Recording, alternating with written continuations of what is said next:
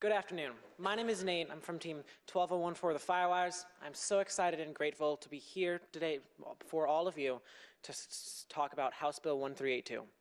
For the past 4 years, Firewires has been advocating for 1382, and I'm eager to talk about FIRST and this legislation. But first, I'd like to tell a quick story. When I was in elementary school, I didn't really have a clique, or I wasn't really into sports or spell bowl. I mean, I spent more time building Legos than building friendships. And then, one night, a middle school robotics team visited my school. Man, I watched as kids made Legos come to life. Elementary school me thought it was the coolest thing. I was immediately and totally hooked. Since that moment 8 years ago, I have lived and breathed robotics. Thing is, robotics is an expensive activity, and those expenses can be really hard for new or small teams to manage. Every kid has to pay a fee on top of paying for Legos or motors or laptops or whatever you need to build a robot. It adds up. My team's robot this year totals to about $5,000 worth of parts, and that doesn't account for fees, travel, jerseys, equipment, etc. Point is, some kids can't afford that. In 2019, my team was inspired to solve this. In early 2020, we met with Senator Linda Rogers and Lieutenant Governor Crouch to find out how realistic our goals were. Of course, the next day, the State House shut down due to COVID-19. But that wasn't the end. In 2022, we came back here and met with Governor Holcomb and Representative Goodrich.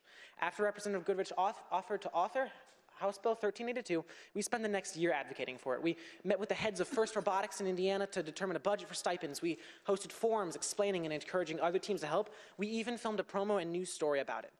After all of this, the bill has finally made it all the way here. This bill has the chance to make so much impact. Using a similar bill in Michigan as an example, we estimate that this bill would increase the amount of Indiana FIRST students, as Chuck Goodrich said, from 3,000 to 18,000, a 600% increase. Right now, the 3,000 kids in this program are developing a practical understanding of STEM concepts. Take me as an example. Since moving to the FTC League 2 years ago, I have learned how to 3D model industrial parts that can actually be used to perform stress tests without having to physically build something. I have learned to take the math I learned in high school and translate it into code so a robot can make intelligent decisions based on sensor inputs.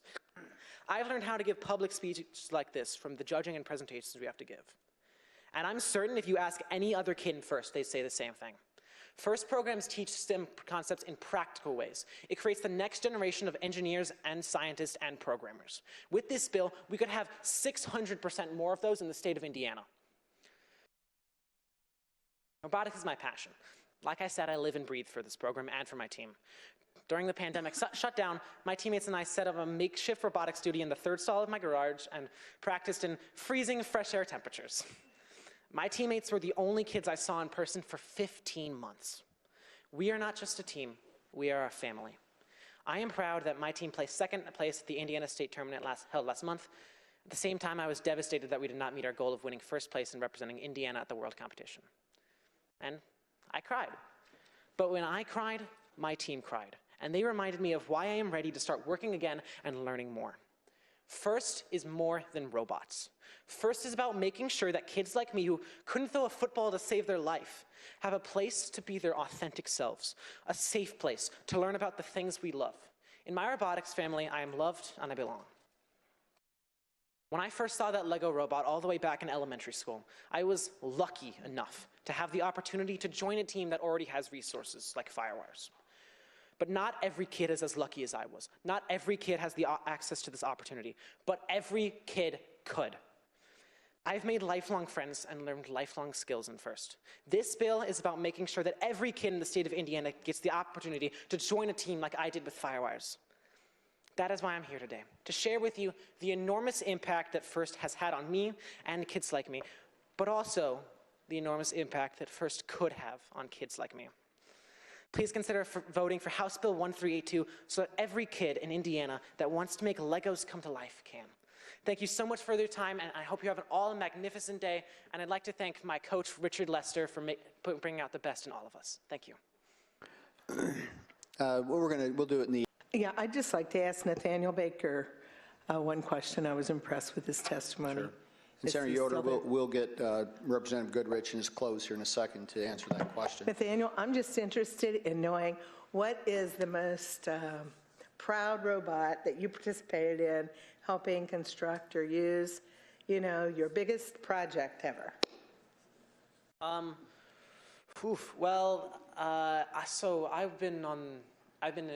the way FIRST is structured is there's 3 groups. There's FLL and there's FTC and FRC, and currently I'm in FTC. This is my 2nd year in FTC, and the people that I've been working with, I've been working with them since I was in the 4th grade. So 3 of my teammates I've been working with for years, and over the past year, to answer your question, being able to work with them, because the robot that we have built, I'm very proud of. It's not here with me today, but it's so intricate. It's entirely 3D modeled. It has there are 50 3D printed parts on the robot. You can touch a piece on a robot and it's probably 3D printed.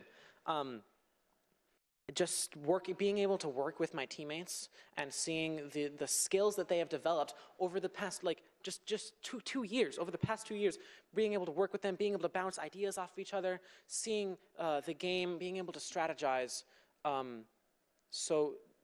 Of the biggest project, I think our big project was we wanted to compete this year, and it was so amazing. We have a lot of plans. Not many have been currently implemented, but one involves we are building a robot to help the Notre Dame Theater Department by carrying set pieces on and off stage. We also have communicated with my elementary school, North Point Elementary School, about designing a curriculum for the elementary school kids that would involve them building a windmill, because the book that they're reading is The Boy Who Harnessed the Wind, and we think it'd be really cool if they could have that opportunity. And then we also have other plans to help other teams grow and prosper, because, like I said, my team is very privileged in the fact that it already has these resources. It doesn't need, we already have the chance to go out and build this fundraising. So one of the projects that we plan on focusing on in the upcoming year is making sure, in person, that these teams have these opportunities and these privileges that we do. The reason I asked is my husband recently had a robotic surgery, and I was just amazed at the shortness of his recovery. And I hope you guys just continue to excel and figure out how to do these things, because, you know, Senator Roth, someday I may get old and need something, right? New parts, maintenance? New parts. Yeah, and I want the least pain, the least invasion, quick recovery, like be back here the next day, you know, that kind of thing. So good luck in what you're doing. Thank you so much. Senator Buchanan. Yeah, thank you, Mr. Chairman. Nathaniel, actually, have what? Why? Don't go nowhere. You have one more after that, Nathaniel. Yeah, and I will say, any of the young people, appreciate the adults and the lobbyist testimony, but it's always great to hear from the kids and colleagues here and how the program has impacted you. Just a quick question, just for more my curiosity than anything. You mentioned you were in a robotics competition. I know you build these and the team gets together. And I'm just curious, when you're in the competition, you said you got 2nd place, obviously disappointed, but as a team, you guys want to keep striving ahead. What do you, or what's the criteria? How are robots? What does a robotics competition look like? How are you judged, evaluated? Can you just spend just maybe a minute and just give me the high level what that is? Of course. So in the league that I am, which is FTC, it's for high schoolers, the way it works is you build a robot, and then basically when you go to the competition, it is a 2v2 match where it's randomly selected partners, and in September of every year, there is a new board. I believe it's 16 by 16. I could be wrong. But it's like a new board, and so the game this year is there are a series of poles. We call them junctions, and the idea is we have to just transfer cones from the ground up onto these poles as quickly as possible to score points. And so it's a 2v2 format, and then there are actually 2 sections. So there's the robot game, and you play qualification matches, and then you actually get put on. There's a whole section where they get to choose alliances, and it goes into a bracket kind of section. But then the other part of it is is the awards, and I'm say that's the competition because teams advance on from both awards and the robot game. And so the awards include things like how innovative is your robot, how well have you connected with your community, how well have you motivated others to take up robotics, how cool your design is, how well you've thought out your strategies and your processes and whatnot.